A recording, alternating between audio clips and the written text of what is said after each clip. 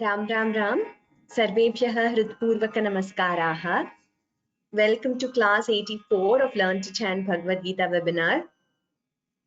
So today we are going to commence the final chapter, Moksha Sannyasa Yoga, the 18th chapter of the Bhagavad Gita. And so in 83 classes, we've completed the first 17 chapters. And this chapter has 78 verses. So we will be taking maybe around 2 months or so to complete this chapter. 7 to 8 weeks is what I'm thinking. And you all must have also received the email regarding the assessment.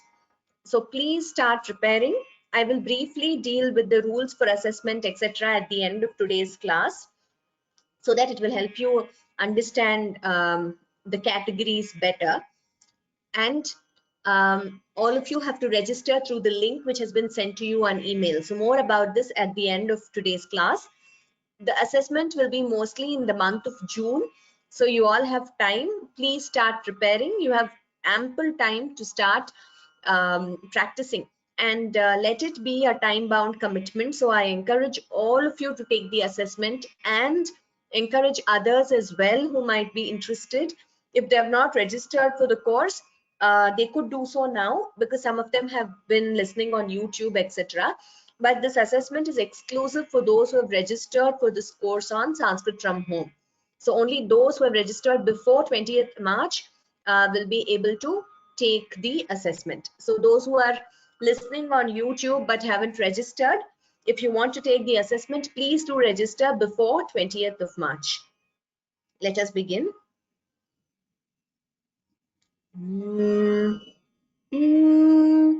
गुरुरेव गतिर्गुरुमेव भजे गुरुणैव सहास्मि नमो गुरवे न गुरोः परमं शिशुरस्मि गुरोः मतिरस्ति गुरौ मम पाहि गुरो नारायणं नमस्कृत्य नरं चैव नरोत्तमं देवीं सरस्वतीं व्यासं ततो जयमुदीरयेत् वसुदेवसुतं देवं कंसचाणूरमर्दनं देवकी परमानन्दं कृष्णौ वन्दे जगद्गुरुम् पार्थाय प्रतिबोधितां भगवता नारायणेन स्वयं व्यासेन ग्रथितां पुराणमुनिना मध्ये महाभारतम् अद्वैतामृतवर्षिणीं भगवतीम् अष्टादशाध्यायिनीम् अम्ब त्वामनुसन्दधामि भगवद्गीते भवद्वेषिणीम् नमोऽस्तु ते व्यासविशालबुद्धे फुल्लारविन्दायतपत्रनेत्र येन त्वया भारततैलपूर्णः प्रज्वालितो ज्ञानमयः प्रदीपः मूकं करोति वाचालं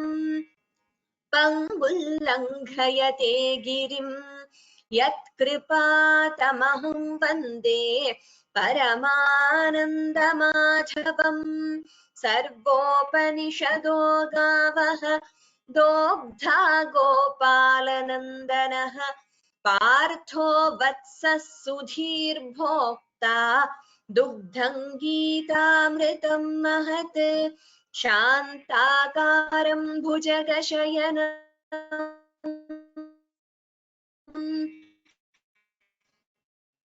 पद्मनाभं शेषशबालं गगनसदृशं मेघवर्णं शुभाङ्गं लक्ष्मीकान्तं कमलनयनं योगिभिर्ध्यानगम्यं वन्दे विष्णुं भवभयहरं सर्वलोकैकनाथम् यं ब्रह्मा वरुणेन्द्ररुद्रमरुतः स्तुन्वन्ति दिव्यैस्तवैः वेदैः साङ्गपदक्रमोपनिषदैः गायन्ति यं सामगाः ध्यानावस्थिततद्गतेन मनसा पश्यन्ति यै योगिनः यस्यान्तन्न विदुः सुरासुरगणाः देवाय तस्मै नमः। धृतराष्ट्र उवाच धर्मक्षेत्रे कुरुक्षेत्रे समवेतायुयुत्सवः मामकाः पाण्डवाश्चैव किमकुर्वत Sanjaya. So, we have learned all these chapters. Now we have come to the final chapter, that is the 18th chapter, Moksha Sannyasa Yoga. Let us begin Moksha Sannyasa Yoga. So our panelists will help us with the Anucharanam, the repetition, and we will target learning about 10 verses today, after which I will explain the rules for the assessment. Neha, please unmute.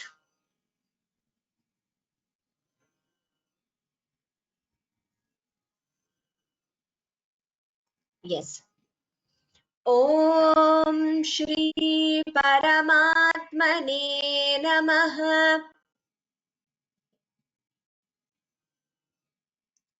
Oh, sorry. Yes. Om Shri Paramatmane Namaha. Om Shri Paramatmane Namaha. अथ अष्टादशोऽध्यायः अथ अष्टादशोऽध्यायः अथ अष्टादशोऽध्यायः मोक्षसंन्यासयोगः मोक्षसंन्यासयोगः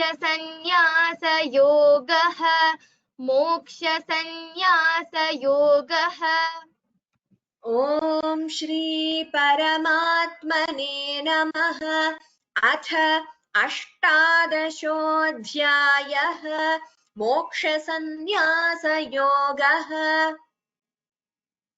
ॐ श्री परमात्मने नमः अथ अष्टादशोऽध्यायः मोक्षसंन्यासयोगः. Here the shta should be clearer. Ashtadashodhyayah. All of you please note, it shouldn't be heard as asta or ashta. There is a difference between this sha and this sha. So this is ashtadashodhyayah. So that differentiation should be clear.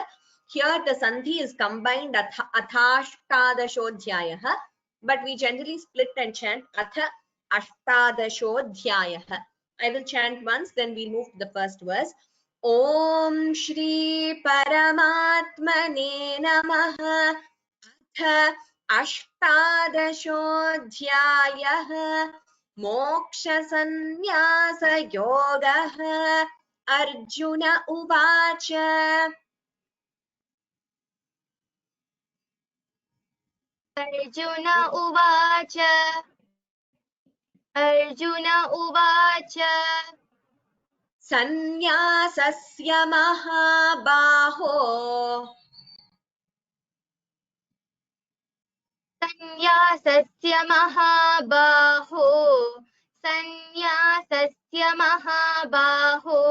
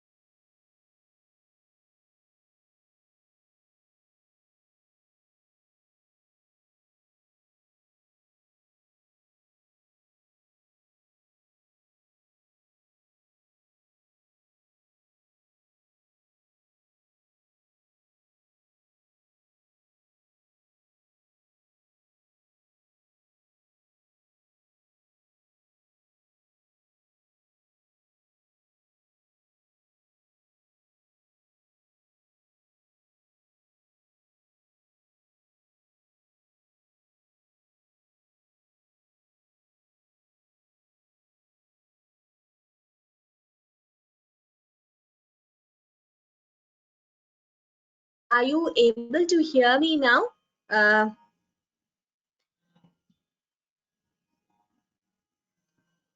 Yes, I think my connection has been re-established. I'm sorry for the glitch there. For a moment, I think I lost my connection. Neha, we will begin this verse again. If you could, I mean, if your connection is unstable, it is okay if you keep your webcam switched off. If it is stable, you could share your webcam. Arjuna Uvacha.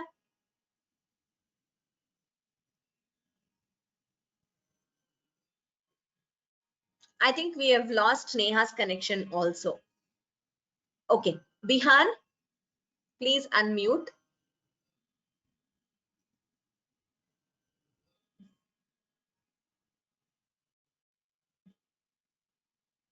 Bihan, please. Arjuna Uvacha. Okay. Sannyasasya mahabaho. Sannyasasya mahabaho. Sannyasasya mahabaho. Tattvamichhami veditum. Tattvamichhami veditum. Tattvamichhami veditum. Tyagasya cha hrishikesh. त्यागस्य च हृषीकेश त्यागस्य च हृषीकेश पृथक् केशिनिषूदन. पृथक् केशिनिषूदन पृथक् केशिनिषूदन. Here again, there should be a differentiation between this sha and this sha. So this is prithak keshi nishudana. So I hope you are all able to hear the difference in the pronunciation. This is keshi. This is nishudana. You are using more of your tongue. There is this sha requires more stress than this sha. So that differentiation should be made. Here it is, again, this word also is a good example. Hrishikesha, she, sh. There is more breath and more tongue involved. Kesha, this is a softer sh compared to this sh. That has to be differentiated. That's the reason we have sh and sh in Sanskritam. There is a difference in pronunciation. Arjuna Uvacha Sannyasasya Mahabaho Tattvamichhami Veditum. Arjuna uvacha sannyasasya mahabaho tattvamichhami veditum. Arjuna uvacha sannyasasya mahabaho tattvamichhami veditum.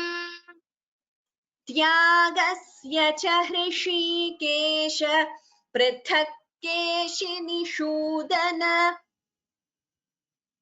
त्यागस्य च हृषीकेश पृथक् केशिनिषूदन. त्यागस्य च हृषीकेश पृथक् केशिनिषूदन.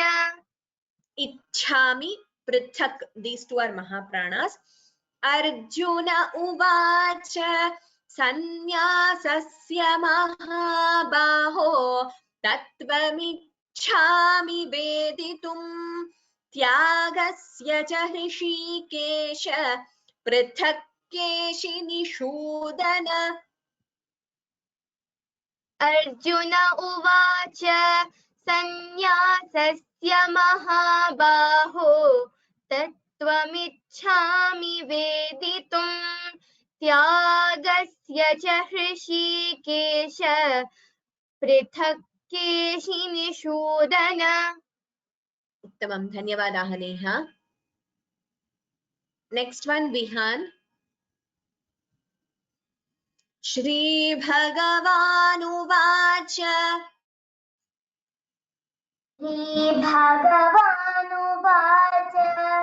श्रीभगवानुवाच Karya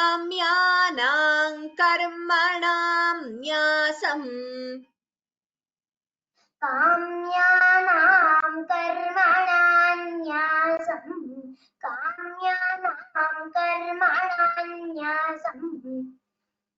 सन्न्यासं कवयो विदुः सन्न्यासं कवयो विदुः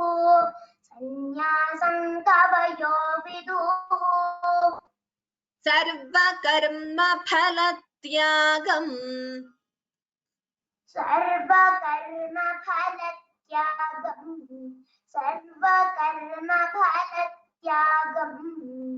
प्राहुस्त्यागं विचक्षणाः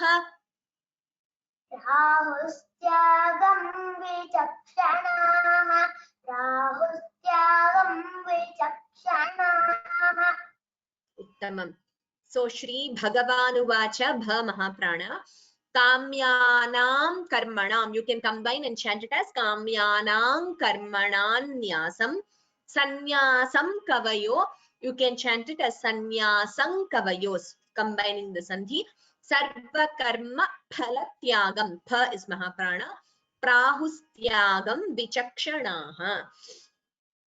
Shri Bhagavanuvacha Kamyanam Karmananyasam Sannyasam Kavayo Viduhu. Shri Bhagavanuvacha Kamyanam Karmananyasam Sannyasam Kavayo Viduhu. Shri Bhagavanuvacha Kamyanam Karmananyasam Sannyasam Kavayo Viduhu. Sarva Karma Phalatyagam Prahustyagam Vichakshanaha. Sarva Karma Phalatyagam Prahustyagam Vichakshanaha. Sarva Karma Phalatyagam Prahustyagam Vichakshanaha. Uttamam.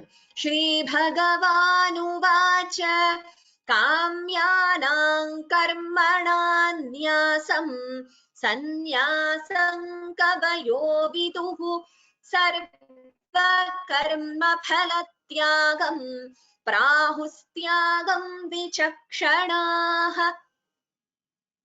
Shri Bhagavanuvacha Kamyanam Karmananyasam Sannyasam Kavayo Viduhu. Sarva Karma Phalatyagam Prahustyagam Vichakshanaha. Uttamam. Well chanted, Vihan. Next one, Ishu. Please unmute. Oh, Ishu. Okay. I don't think I can see either her mic or her camera. Probably there's some problem with her connection. Charu, next one. Tyajyam doshavadityeke. Charu. Tyajyam doshada. Ma'am, could you please repeat? Doshavaदित्येके. Tyajyam doshavaदित्येके. Karma prahurmanishinah. Karma prahurmanishinah.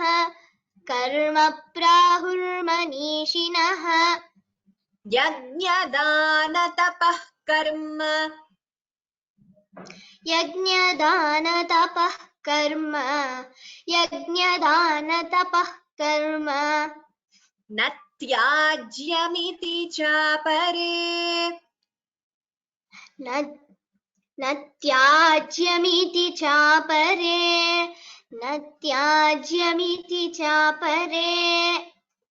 Here, Tyajyam doshavadityeke. You could combine the sandhi and chant it as Tyajyam doshavadityeke.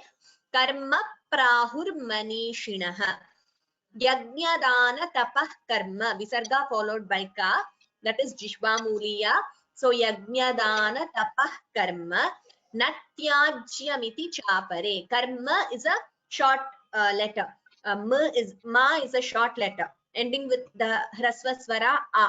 So please do not prolong it as karma. Be careful because it is at the end of a pada. त्याज्यं दोषवदित्येके कर्म प्राहुर्मनीषिणः त्याज्यं दोषवदित्येके कर्म प्राहुर्मनीषिणः त्याज्यं मनीषिणः त्याज्यं दोषवदित्येके कर्म प्राहुर्मनीषिणः यज्ञदानतपः कर्म न त्याज्यमिति चापरे यज्ञदानतपः कर्म न त्याज्यमिति चापरे यज्ञदानतपः कर्म न त्याज्यमिति चापरे त्याज्यं दोषवदित्येके कर्म प्राहुर्मनीषिणः यज्ञदानतपः कर्म न त्याज्यमिति चापरे त्याज्यं दोषवदित्येके कर्म प्राहुर्मनीषिणः यज्ञदानतपः कर्म न त्याज्यमिति चापरे उत्तमं चारु well chanted धन्यवादाः next one सुवर्णा सुदगोनी भगिनी निश्चयं शृणु मे तत्र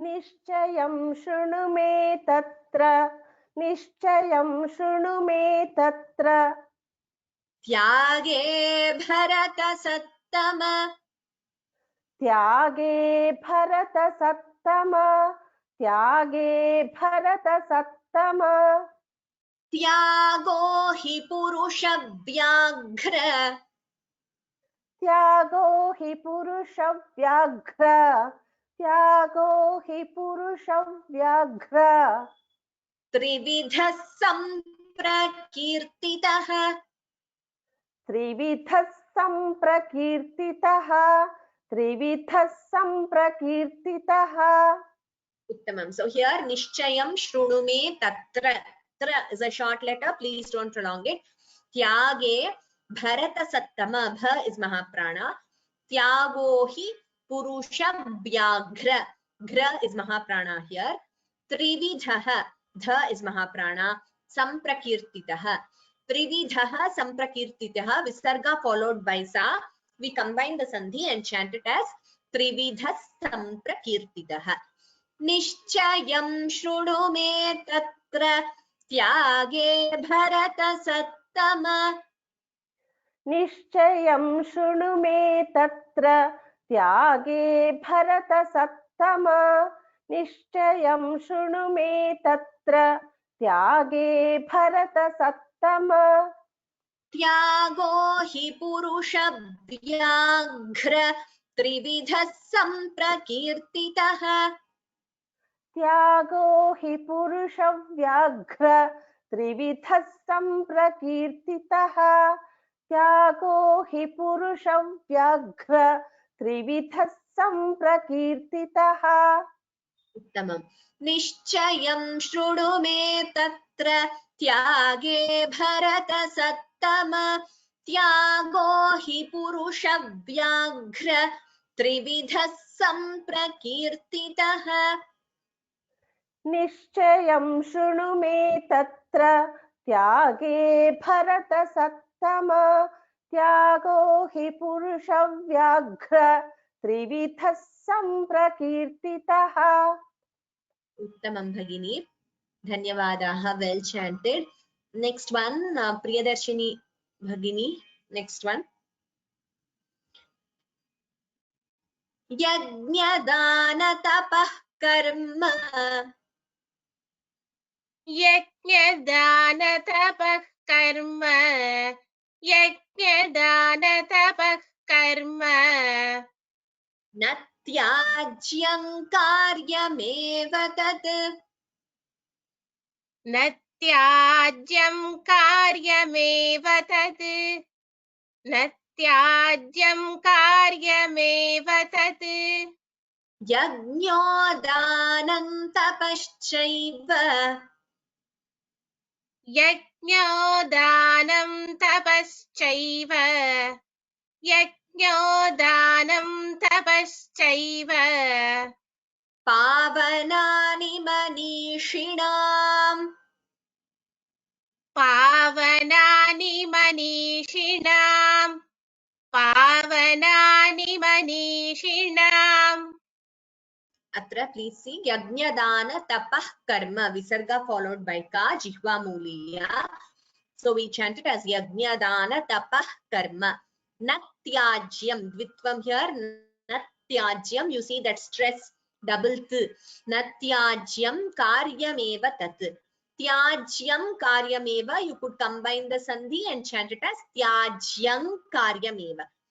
Next line, yajno danam tapaschaiva. Danam and tapaschaiva, you could combine the sandhi and chant it as danan tapaschaiva.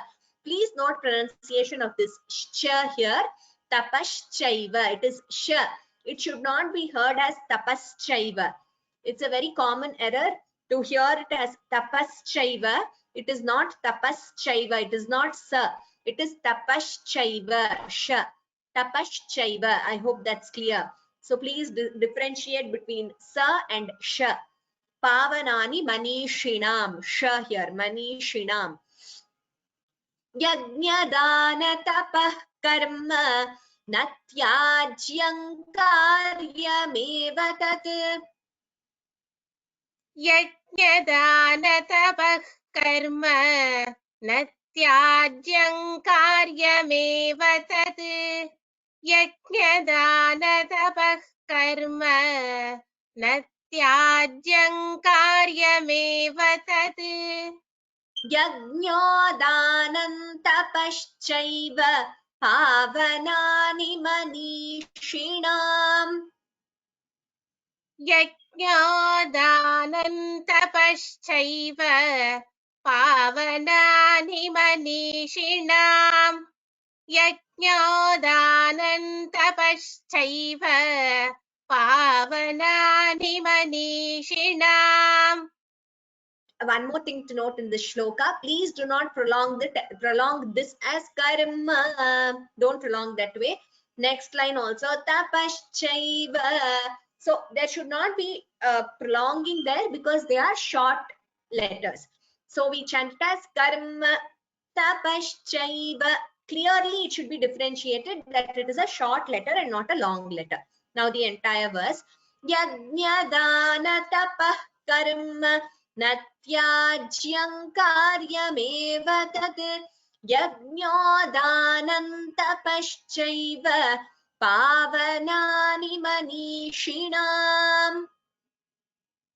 यज्ञदानतपः कर्म न त्याज्यं कार्यमेव तत् यज्ञोदानं तपश्चैव पावनानि मनीषिणाम्. Uttamam Bhagini. So like Bhagini chanted, that is also an option. You don't pause at all. Karma natyajyam, that is also perfect. Similarly, tapaschaiva pavanani, you could chant that way also. Well chanted Bhagini. Dhanyavadaha. Next, Rama Shankar Bhagini, please unmute. Etanyapi tu karmani.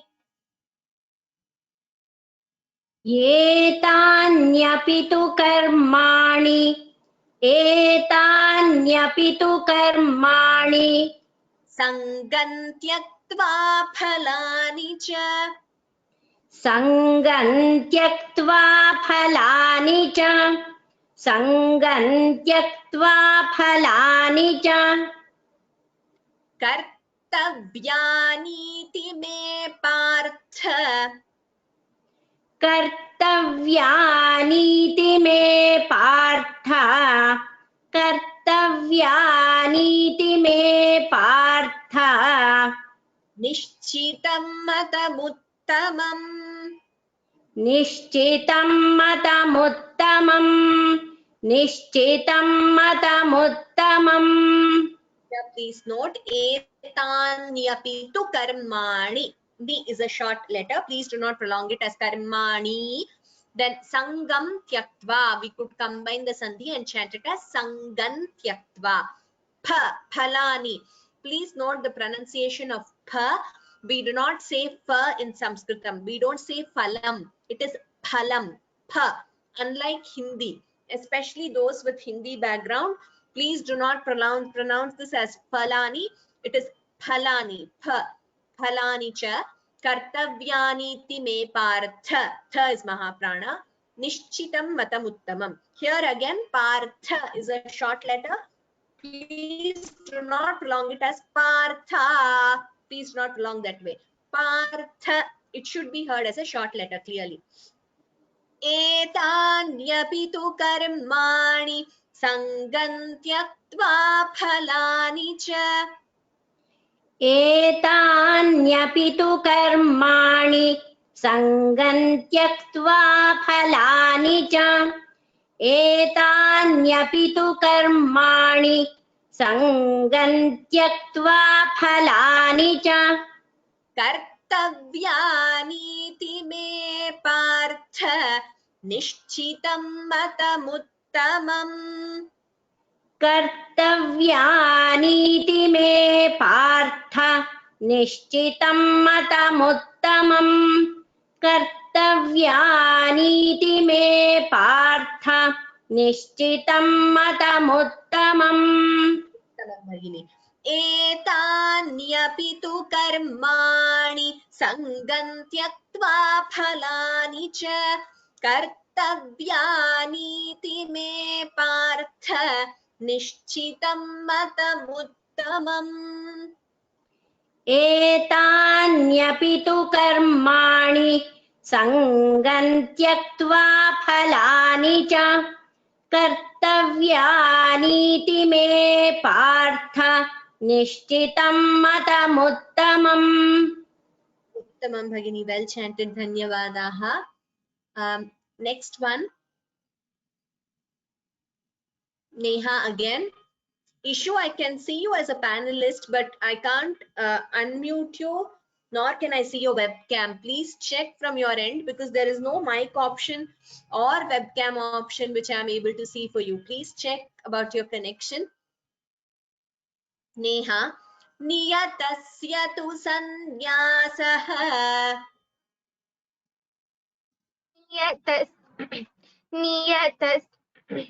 नियतस्य तु संन्यासः नियतस्य तु संन्यासः कर्मणो नोपपद्यते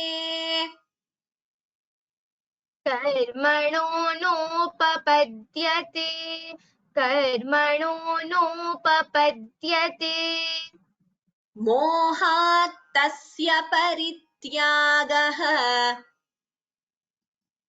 मोहात् तस्य परित्यागः मोहात् तस्य परित्यागः तामसः परिकीर्तितः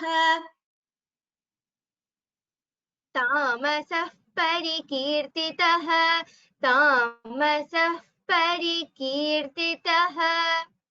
Here please note mohat tasya. There are two tas, both have to be heard clearly. Mohat tasya parityagah tamasaha parikirtitah. Visarga followed by pa upadhmaniya. We chant it as tamasah parikirtitah. Niyatasya tu sanyasah कर्मणो नोपपद्यते नियतस्य तु संन्यासः कर्मणो नोपपद्यते नियतस्य तु संन्यासः कर्मणो नोपपद्यते मोहात् तस्य परित्यागः तामसः परिकीर्तितः मोहात् तस्य परित्यागः तामसः परिकीर्तितः मोहात् तस्य परित्यागः तामसः परिकीर्तितः उत्तमम् नियतस्य तु सन्न्यासः कर्मणो नोपपद्यते मोहात् तस्य परित्यागः तामसः परिकीर्तितः नियतस्य तु सन्न्यासः कर्मणो नोपपद्यते मोहात् तस्य परित्यागः तामसः परिकीर्तितः उत्तमं नेहा वेल chanted धन्यवादाः next one विहान दुःखमित्येव यत् कर्म दुःखमित्येव यत् कर्म दुःखमित्येव यत् कर्म कायक्लेशभयात् त्यजेत् कायक्लेशभयात् त्यजेत् कायक्लेशभयात् त्यजेत् सकृत्वा राजसं सकृत्वा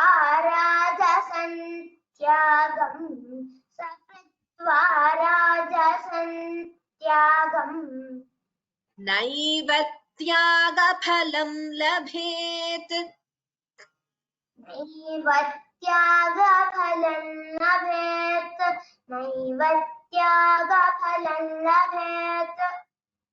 उत्तमं here dukkha please note the pronunciation visarga followed by kha jihva muliya so dukkha the visarga is heard many times it's an error to chant it as dukkha it is not dukkha it is dukkha the visarga is heard before the kha is mahaprana yat karma ma is a short vowel short letter kaya klesha bhayat tyajet bha is mahaprana bhayat tyajet there are two ths here before the ya both the ths should be heard sakritva rajasam tyagam we could combine the sandhi and chant it as rajasam tyagam naiva tyaga please note the dvitvam there naiva tyaga phalam labhet pha is mahaprana again it is not pha it is phalam pha labhet bha is mahaprana dukkhamityev yat karma kaya klesha bhayat tyajet दुःखमित्येव यत् कर्म कायक्लेशभयात् त्यजेत् दुःखमित्येव यत् कर्म कायक्लेशभयात् त्यजेत् सकृत्वा राजसं त्यागं नैव त्यागफलं लभेत् सकृत्वा राजसं त्यागं नैव त्यागफलं लभेत् सकृत्वा राजसं त्यागं नैव त्यागफलं लभेत् उत्तमं Vihaan now the entire verse दुःखमित्येव यत् कर्म कायक्लेशभयात् त्यजेत् सकृत्वा राजसं त्यागं नैव त्यागफलं लभेत् दुःखमित्येव यत् कर्म कायक्लेशभयात् त्यजेत् सकृत्वा राजसं त्यागं नैव त्यागफलं लभेत् उत्तमं धन्यवादाः Vihaan very well chanted next one charu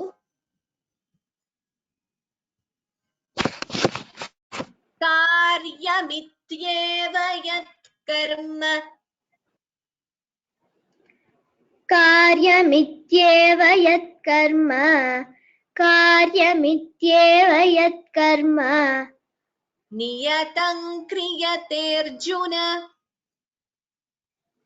नियतं क्रियतेऽर्जुन नियतं क्रियतेऽर्जुन सङ्गं त्यक्त्वा फलं चैव सङ्गं त्यक्त्वा फलं चैव सङ्गं त्यक्त्वा फलं चैव सत्यागः सात्विको मतः सत्यागः सात्विको मतः सत्यागः सात्विको मतः Here, please note all of you. Karyamityeva yat karma. It is a short letter. Please do not prolong it as yat karma. It is not that way. Yat karma.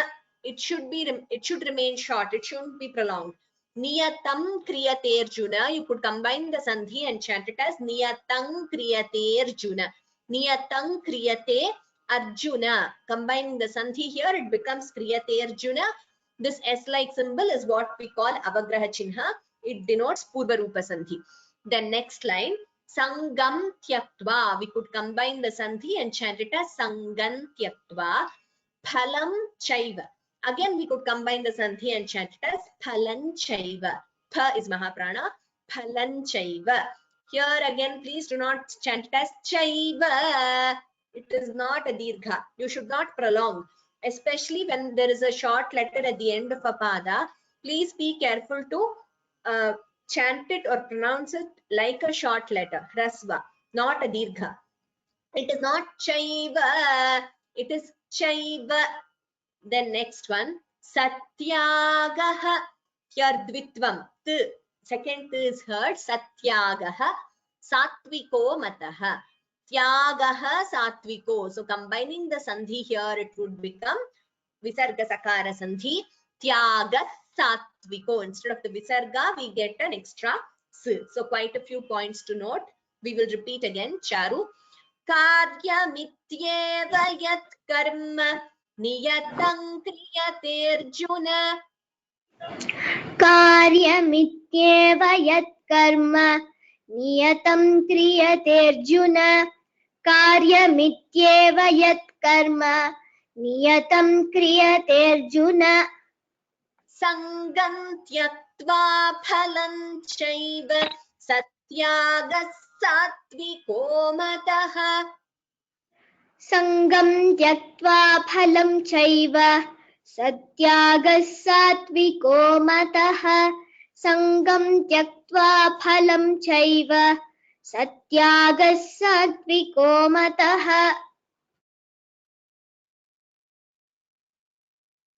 Okay, now the entire verse. Karyamityeva yat karma niyatam kriyate Arjuna sangam tyaktva phalam chaiva satyagas satviko matah. कार्यमित्येव यत्कर्म कार्यमित्येव यत्कर्म नियतं क्रियतेऽर्जुन सङ्गं त्यक्त्वा फलं चैव सत्यागः सात्विको मतः Uttamam. Dhanyavadaha. Charu. So maybe we will just learn one more verse. Suvarna Sudagoni Bhagini, please unmute. Nadveshtya kushalang karma. नद्वेष्ट्य कुशलं कर्म नद्वेष्ट्य कुशलं कर्म Kushalena कुशलेनानुषज्यते कुशलेनानुषज्यते Tyagi sattva samavishtaha.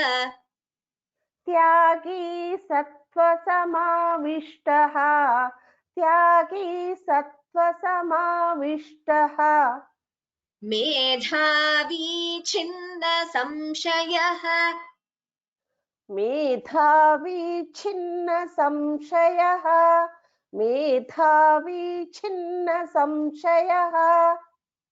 Tamam. Here, nadveshtya. Please note this.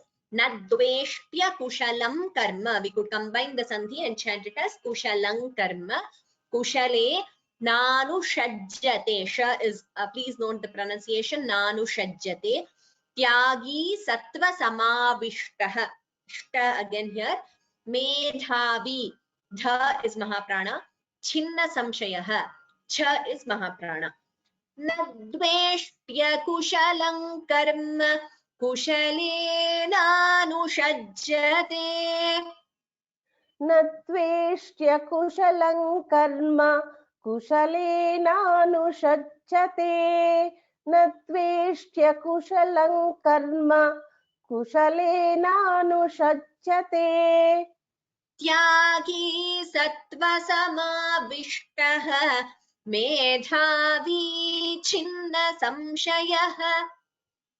त्यागी सत्त्वसमाविष्टः मेधावी छिन्न संशयः. त्यागी सत्त्वसमाविष्टः मेधावी छिन्न संशयः. न द्वेष्ट्य कुशलं कर्म कुशलेनानुषज्यते. त्यागी सत्त्वसमाविष्टः मेधावी छिन्न संशयः. न द्वेष्ट्य कुशलं कर्म कुशलेनानुषज्यते. त्यागी सत्त्वसमाविष्टः मेधावी छिन्न संशयः. Uttamam Bhagini, well chanted. Now a quick recap of the 10 verses. After that, I'm going to give you a brief overview of the assessment for the benefit of all of you and for the benefit of those of you who are only listening on YouTube. If you have not registered for the course, you wouldn't have got the email. So please register. More on that after we finish the recap. Om Shri Paramatmane Namaha. Atha अष्टादशोऽध्यायः मोक्षसंन्यासयोगः. Arjuna उवाच सन्न्यासस्य महाबाहो तत्त्वमिच्छामि वेदितुम्. त्यागस्य च हृषीकेश पृथक् केशिनिषूदन. श्रीभगवानुवाच काम्यानां कर्मणान्यासं सन्न्यासं कवयो विदुः. सर्वकर्मफलत्यागं प्राहुस्त्यागं विचक्षणाः. त्याज्यं दोषवदित्येके कर्म प्राहुर्मनीषिणः. यज्ञदानतपः कर्म न त्याज्यमिति चापरे. निश्चयं शृणु मे तत्र त्यागे भरतसत्तम. त्यागो हि पुरुषव्याघ्र त्रिविधः सम्प्रकीर्तितः. यज्ञदानतपः कर्म न त्याज्यं कार्यमेव तत्. यज्ञोदानं तपश्चैव पावनानि मनीषिणाम्. एतान्यपि तु कर्माणि सङ्गं त्यक्त्वा फलानि च कर्तव्यानीति मे पार्थ निश्चितं मतमुत्तमम्. नियतस्य तु सन्न्यासः कर्मणो नोपपद्यते. मोहात् तस्य परित्यागः तामसः परिकीर्तितः. दुःखमित्येव यत्कर्म कायक्लेशभयात् त्यजेत्. स कृत्वा राजसं त्यागं नैव त्यागफलं लभेत्. कार्यमित्येव यत्कर्म नियतं क्रियतेऽर्जुन Sangam tyaktva phalam chaiva satyaga satviko matah nadveshtya kushalam karma kushalena tyagi sattva samavishtaha medhavi chinna samshayah. Okay, so we have learned these verses. Now let me move to explaining the rules of the assessment to you.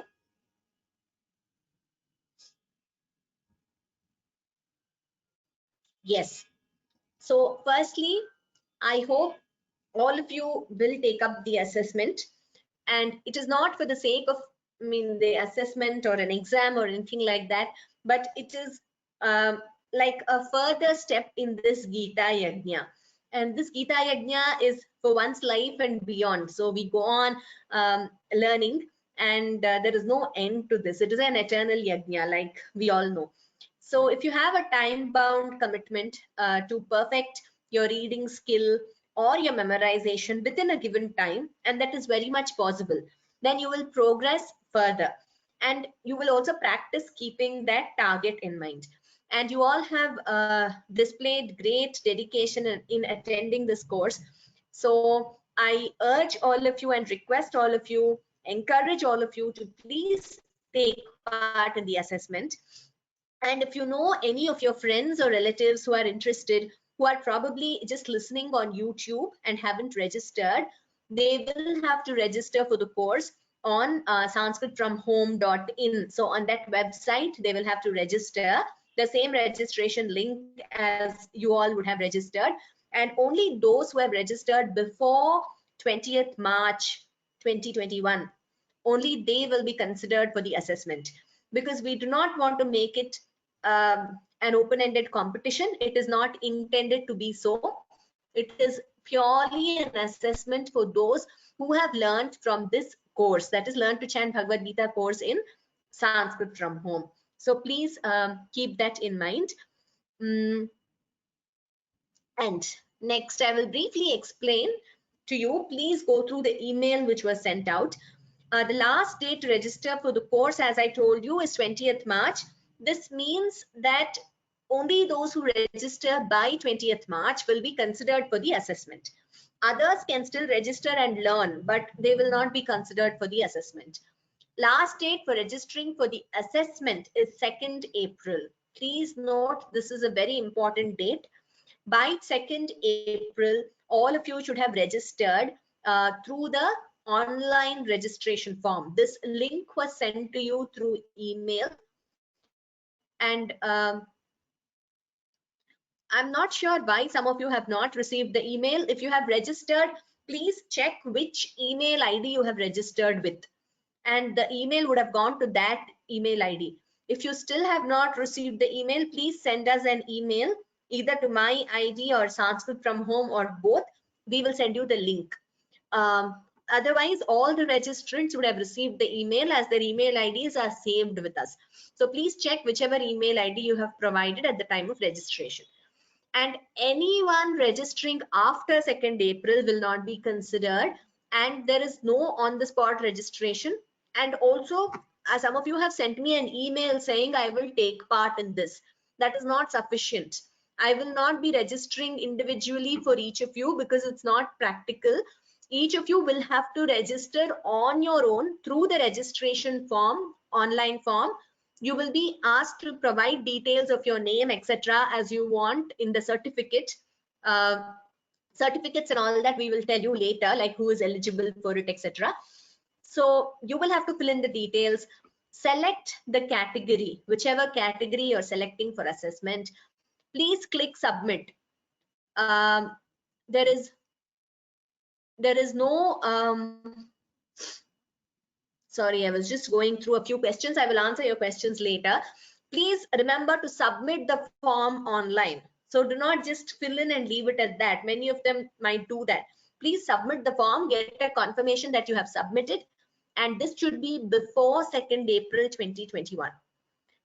And there are other rules for each category, and based on the number of registrations, we will also be grouping you into different categories, maybe age wise, and certain other considerations also, but that would be dependent on the number of registrations we have received, etc. So all those will be communicated to you after 2nd April. So by 2nd April, please click on the online registration link sent by email and register. Now, those who have said you haven't received the email, please send us an email saying you haven't received the link. We will send you the link to your email ID. So I hope this is clear. Now, next one, this is very important, categories for assessment. Please note clearly, the email also says it. There are 3 categories, and each person, each candidate will be able to take part only in one of the 3 categories.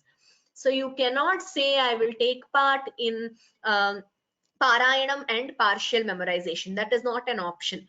So either 1 or 2 or 3. So you can take part only in one of these categories. Let us go through them. Memorization full. This is the ideal which we all expect you all to achieve at some point of time. All 18 chapters of the Gita, including Dhyana Shlokaha, complete memorization. And you will be asked from any verse, any chapter from anywhere. And we will be assessing you on all 18 chapters. It won't be continuous chanting, but here and there shlokas will be picked. This is a very special category, and if you are, especially some kids who have started memorizing, if you are able to achieve this by June, please do so, and it is very much possible. So please attempt this and do this. I highly encourage those who have started memorization to opt for this. The second is memorization partial. That is for those who can't memorize all 18 chapters but want to take part in memorization. There are 6 categories under this, 6 slots. So you have a group of 3 chapters grouped consecutively. Chapters 1 to 3, 4 to 6, 7 to 9, 10 to 12, 13 to 15, or 16 to 18. So you can opt for any 2 slots. So you can say I'll take part in 1 to 3 and 10 to 12, or 13 to 15, 4 to 6. So in any group you can chant. And so this means that if you choose more than 2 slots in this memorization partial, we will only select the first 2. Whichever first 2 you have selected, those 2 we will select. You will not be able to take part in more than 2 of these slots. The third one is Parayanam, reading full. So this, everyone can take part in this. See, reading is a skill. Some of you have sent me an email and message saying, I only started from 10th chapter, or I only started 2 weeks ago. No problem at all. Reading is a skill. The aim of this course is to make you develop your skill of reading Sanskritam verses, such that even if it is any shloka of the Bhagavad Gita or any other Sanskritam shloka also, you should be able to do reasonably well. So this, I would suggest everyone can do this. Those who can't do 1 or 2, you can definitely do this. We will tell you which shloka. In any of these, we will tell you the beginning of the shloka. We will not just give you the shloka number. I mean, even if we tell you chapter 1, shloka 10, we will be giving you the beginning. We will not expect you to say chapter 12, shloka 12 is this. No, we don't expect that. We will tell you the beginning of the shloka. Here also in Parayanam, this is reading. Parayanam, there is only one option, all 18 chapters, including Dhyana Shloka. No partial Parayanam is there. You can't say I only know to read 10th chapter, because like I said, it is a skill. Once you acquire the skill of reading, you will be able to read any chapter with ease. So whenever you have joined the course, you will be able to do the other chapters also. Now, I hope that is clear. And then choice of only one of the 3 categories. So these are the general rules regarding the assessment, and I hope this is clear. I will quickly come to the questions which some of you have asked me. Will there be a mock test? Yes, we are planning to have a mock test before the final assessment. And regarding the mock test, the date, etc., we will announce. Yes, time of the test. I understand that some of you are in other time zones in the USA, Middle East, Europe, Singapore, etc. So what we are planning to do is, once we receive the number of registrations, we will decide whether it should be for 1 day or 2 days, the assessment. At least one of the days or one time slot, we will keep it conducive to everyone in other time zones. So some time zones might be conducive to, some time slots might be conducive to more than one time zone. So we will see to it that all time zones are accommodated, and we will have such conducive time slots. So that is not an issue, which is why we are going to announce that only after April 2nd. We will receive the registrations, then we will make the final decision on the date and the time slots and announce. And next, I have certain other questions which I will just answer quickly. In which platform will we have the assessment? It will mostly be Zoom. So mostly Zoom, we will be sending you a separate link. You will have to share your video and of course audio, and only then will we have to, only then we will be assessing you. So both video and audio have to be shared. Yes, webcam has to be turned on at the time of assessment. Bhagavad Gita book, see, any book by Gita Press is advisable, Gita Press Gorakhpur.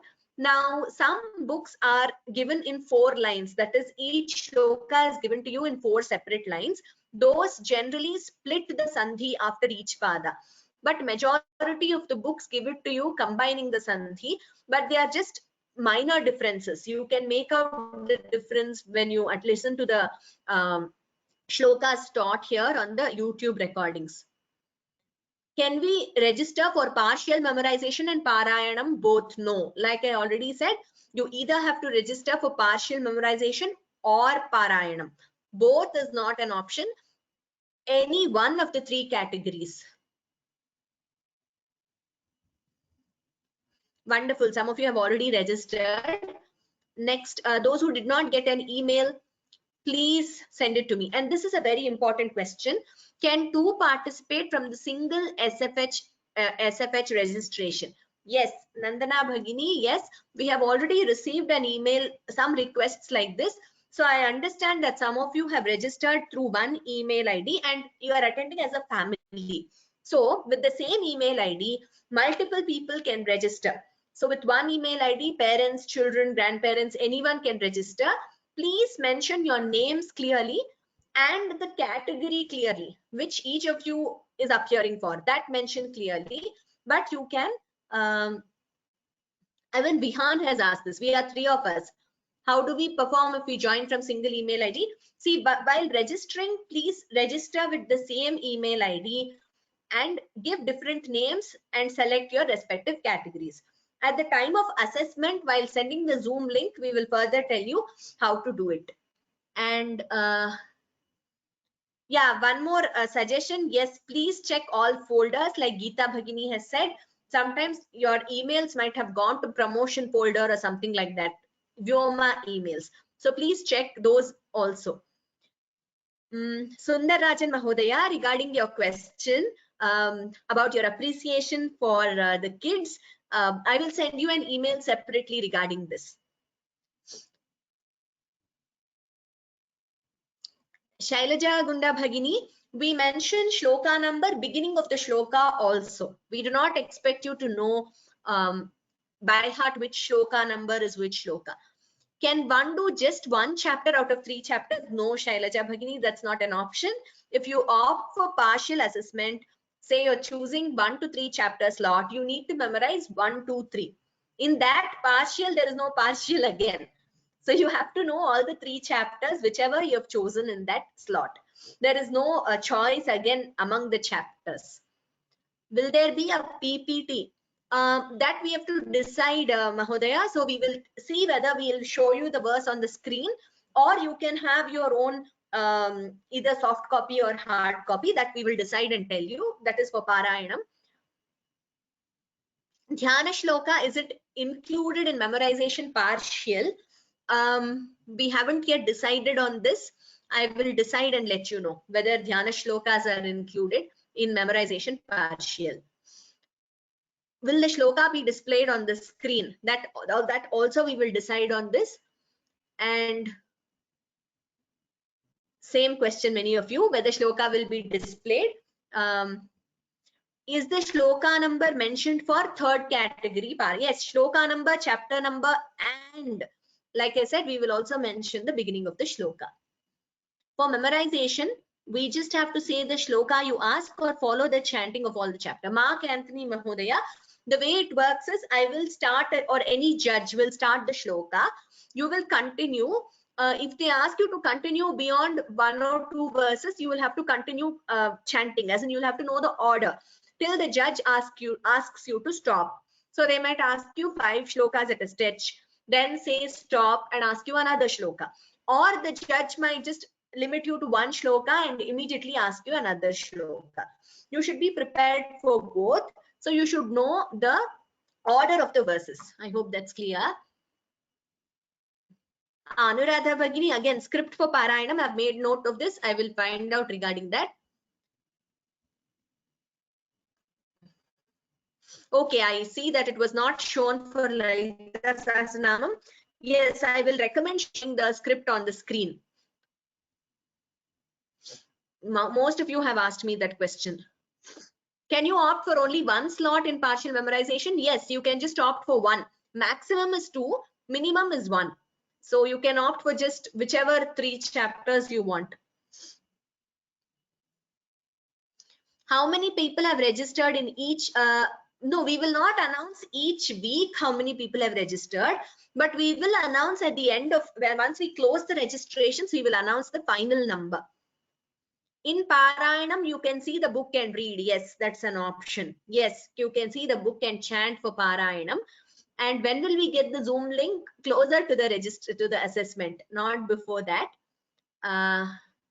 Okay, Narayaniyam. Okay, no shloka was displayed. Yes, I know that it was not displayed for that. But for this, I think as all of you are requesting, I will highly recommend that to the team and I will get back to you on that. So I hope this is clear.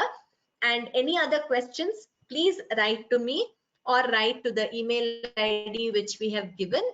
And those who have not registered, who want to take part, like I said, it is not sufficient if you send me an email or message saying I want to take part.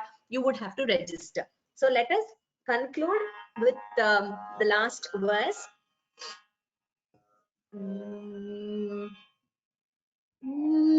Yatra Yogeshwara Krishna, Yatra Partho Dhanurdhara, Tatra Shrir Vijayo Bhutihi, Dhruvani Tirmatirmama, Sarve Bhavantu Sukhinah, Sarve Santu Niramayaha, सर्वे भद्राणि पश्यन्तु मा कश्चित् दुःखभाग् भवेत्। ॐ शान्ति शान्ति शान्तिः। सर्वेभ्यः हृत्पूर्वक नमस्काराः. Please chant, practicing for the assessment. Dhanyavadaha to all of you. Thank you very much. And to the panelists, I hope to see as many of you as possible taking part in at least in any one category. That's the only option, in any one category of the assessment. Please encourage others also, and those who want to take part have to register, like I said, on Sanskrit from Home. Dhanyavadaha. We will meet next Saturday at the same time.